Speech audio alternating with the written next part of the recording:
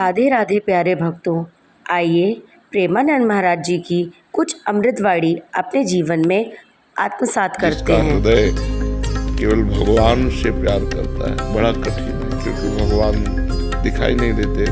भगवान दिखाई नहीं देते, इसलिए हम प्रगट में शरीरों से प्यार करने लगते हैं। यदि शरीरों का प्यार और भोगों का प्यार ये समेट कर भगवान की तरफ चल दे तो हाहाकार मच जाए हृदय में कि कब भगवान मिलेंगे। फिर ऐसा जीना मुश्किल हो जाता है, लगता है पूरा जीवन हो गया भगवान। हृदय की दशा।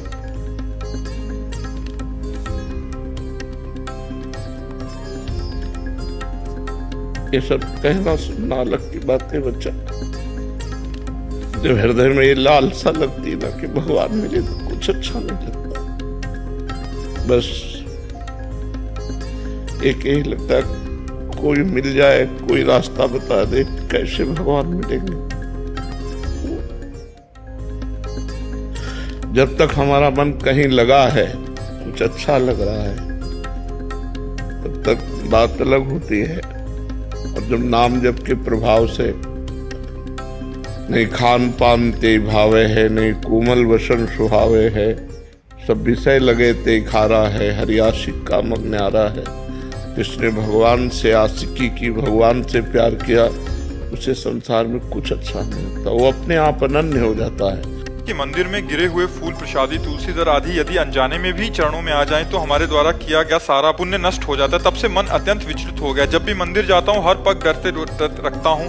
जैसे पैर में लग गए तो उठा के माथे पर रख लेना चाहिए, जेब में डाल लेना चाहिए। यमुना जी या ऐसे पवित्र जगह जो मान लो फूल या ऐसे, तो वो फूल जो प्रभु के श्रीअंग में चढ़ा हो और अन्य फूलों से नहीं। महाराज जी प्रसादी मिलती है जैसे हाँ, तो पत्तियां वगैरह गिरती हुई जाती हाँ, वैसे सावधानी रखनी चाहिए लेने वालों को। तो ऐसे ही जैसे भगवान का तुलसी दल है या पुष्प आदि है, हमारे पैरों पे पड़ जाए तो हमें माथे पे लगा के राधा राधा राधा राधा राधा, तो उससे क्षमा हो जाता है।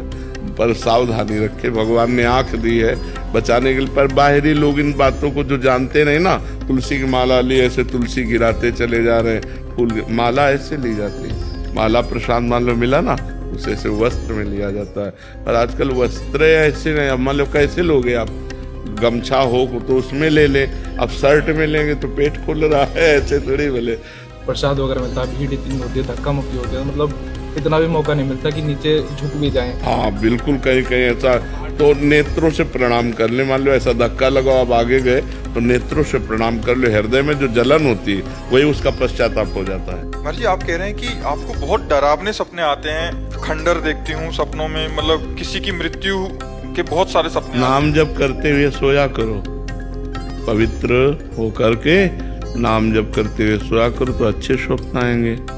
नहीं तो मन संस्कारों का पुंज है, जैसे हम आचरण करते हैं पूर्व जन्मों से लेके अभी तक, वही स्वप्न में फेंकता रहता है। अब जैसे संत जन स्वप्न देखते हैं तो भगवान के स्वप्न देखते हैं, तीर्थों के स्वप्न देखते हैं, संतों के स्वप्न देखते हैं। ऐसा लगता है सोते ही रहो, जगो मती, यही देखते रहो। मन जो है जो उसके अंदर होता है, स्वप्न के समय वही फेंकता रहता है। सब मिथ्या है, कोई सत्य नहीं है। जब जागृत मिथ्या है तो स्वप्न तो मिथ्या है। ये उमा कहूँ मैं अनुभव अपना, सत हरि भजन जगत सब सपना। तो सपना कोई सार्थक वस्तु तो है नहीं। नाम जप करके सोया करो।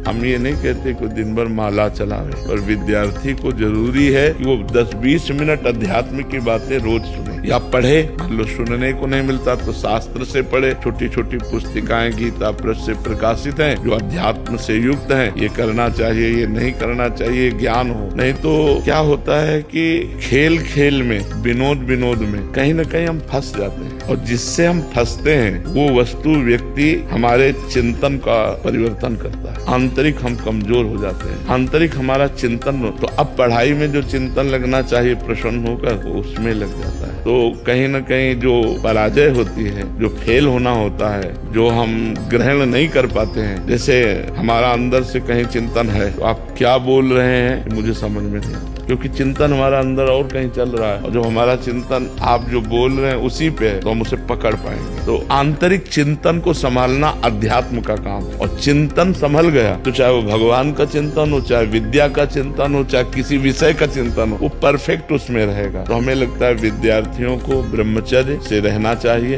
जब तक ब्याह ना हो, और व्यसन का त्याग करना चाहिए, कोई नशा नहीं होना चाहिए, और किसी तरह गंदे दृश्यों को देखना, गंदी बातें नहीं होनी चाहिए। तो बहुत अच्छे विद्यार्थी बन जाएंगे, वो उन्नतिशील हो जाएंगे, या वो बहुत अच्छे अध्यापक बन जाएंगे, बहुत अच्छे जज बन जाएंगे, बहुत अच्छे वकील बन जाएंगे, बहुत अच्छे नेता बन जाएंगे। जो पवित्र आचरण है वही अग्रसर हो सकता है, समाज सुख को प्रदान कर सकता है, नहीं तो वो गंदा आचरण वाला, गंदा विचार वाला वो शोषण कर सकता है, पोषण नहीं। कि क्या महिलाएं हनुमान जी का व्रत रख सकती हैं महाराज जी? बहुत सारे लोग कहते हैं कि नहीं रखना चाहिए। यदि आप भगवान मानते हैं तो हम भगवान के सब बच्चे हैं, चाहे स्त्री हो चाहे पुरुष हो, ये शरीर है लेकिन अंश तो हम भगवान के ही हैं। तो हम क्यों नहीं हनुमान जी महाराज की आराधना कर सकते? परम ब्रह्मचारी स्वरूप है ना, इसलिए जो निषेध करने वाले जन है उन उसी ब्रह्मचर्य को लेके, वो पर वो भगवान है, वो कोई मनुष्य थोड़ी है, स्वयं शंकर है, 11वें रुद्र का अवतार है। तो हमें लगता है कि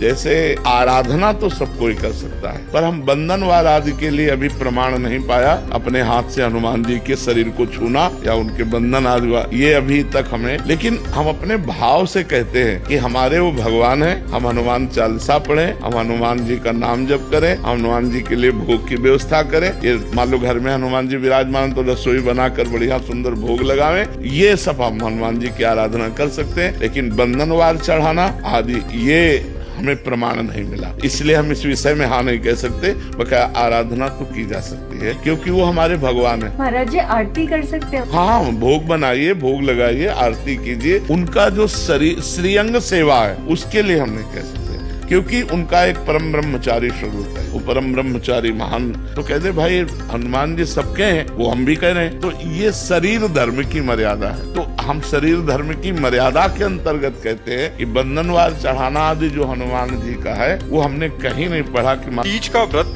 चौथ, नवरात्रे जैसे व्रत महिलाएं की अटूट श्रद्धा रहती है। महाराज जी ऐसे समय में गर्भवती महिलाएं भी खुद गर्भ में पल रहे बच्चे के स्वास्थ्य का ध्यान न देकर व्रत रहती हैं। नहीं रहना चाहिए, क्योंकि उस समय आपके ही खान पान से बच्चे का पोषण होता है। तो अगर आप व्रत रहेंगी उसको पोषण तत्व नहीं मिलेंगे, उसे पोषण तत्व न मिलने के कारण उसमें बीमारियां आ सकती हैं, कमजोरी आ सकती है और अधिक पीड़ा उसको होगी, क्योंकि पोषण तत्व माँ से ही मिलते हैं। तो हमारी समस्त माताओं से प्रार्थना है कि जब गर्भ हो तो सबसे बड़ा व्रत आपका है उस गर्भस्थ शिशु का पोषण करके उसका जब जन्म दे दें और वो हमारे राष्ट्र के काम आवे, हमारे देश की सेवा करने लायक बने, तो ये बहुत बड़ा व्रत हो गया।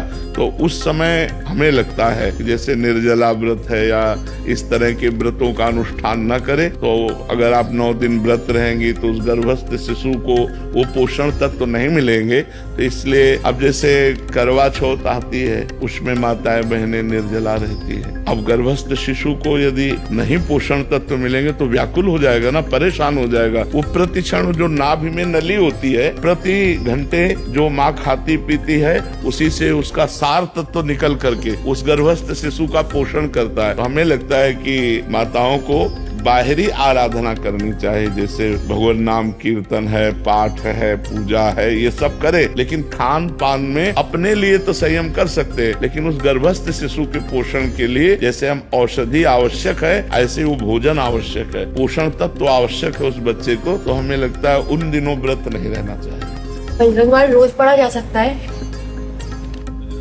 भगवान का यश मान करके क्यों नहीं किया जा सकता? लोग बोलते हैं कि बजरंगबाण रोज नहीं पढ़ना चाहिए। अगर हम भगवान का यश गान कर रहे हैं, हमें कोई अनुष्ठान थोड़ी कर रहे हैं कि हम बजरंग बाण का प्रयोग किसी के प्रति का अनुष्ठान कर रहे हैं, हम तो भगवान का यश गान कर रहे हैं। जय जय हनुमंत उसमें जिसमें बने तो जय जय हनुमंत है ना, उनकी जय जयकार कर रहे हैं, उनकी महिमा का वर्णन कर रहे हैं। और सबसे बड़ी बात है, अगर ये माना जाए तो बजरंग बाण का सही प्रयोग है भव रोग का नाश। जो भव रोग है उसका नाश, शरीर रोग तो नाश एक साधारण बात है, भव रोग नाश है रोग हरे सब पीरा जपत निरंतर तो ये बात है। जपत निरंतर, हाँ, नासे रोग हरे सब पीरा, जपत निरंतर। और कौन सो काज कठिन जग माही, जो नहीं होता तुम पाए। तो अगर हमारी श्रद्धा है कि हम भगवान का यश गान कर रहे हैं तो हमें कोई परेशानी नहीं, अनुष्ठान कर रहे हैं फिर बात अलग हो जाती है। जैसे हम देवी माँ हैं, दुर्गा देवी, कात्यायनी देवी, चामुंडा देवी, हम माँ भाव से आराधना कर रहे हैं, वो अलग हो गया, और शक्ति भाव से वो एक अलग हो गया। हनुमान जी भगवान भाव से अलग हो गया, और अधीन सिद्धियों के वो अलग हो गया। तो हम लोग तो आराधना कर रहे हैं, उनका यश गा रहे हैं, कोई अनुष्ठान थोड़ी कर रहे हैं, ऐसी बात है। आइए नाम जप करते हैं। राधा राधा राधा राधा राधा राधा राधा राधा राधा राधा राधा राधा राधा।